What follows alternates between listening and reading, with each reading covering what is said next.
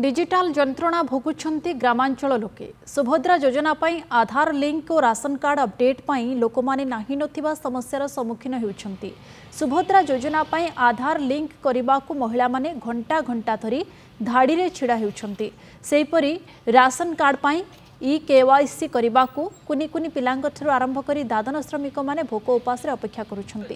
किछि दिन हेलाणी पुरी जिला अस्तरंग काकटपुर ब्लॉक विभिन्न आधार केन्द्र रे एबे एभली समस्या देखा मिली। एथिपाई लोक माने इंटरनेट समस्या को दोषारोप करुथिबा बेले पूर्व सरकार योजना को मने पकाइछंती। पूर्व सरकार समय सरकारी योजना गुड़िक सुव्यवस्थित भाव परिचालित होउथिबा हिताधिकारी कहिछंती।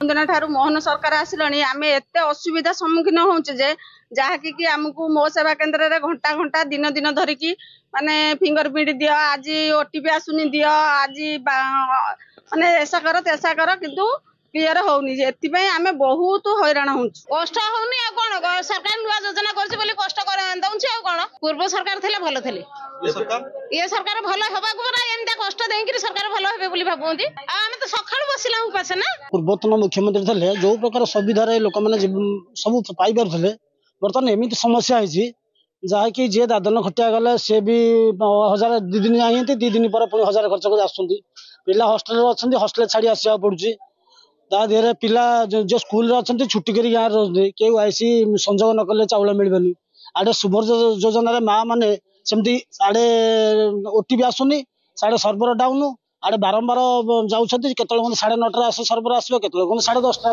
सर्वर आसो ये प्रकार 8 दिन लोक जीवासा भी कर।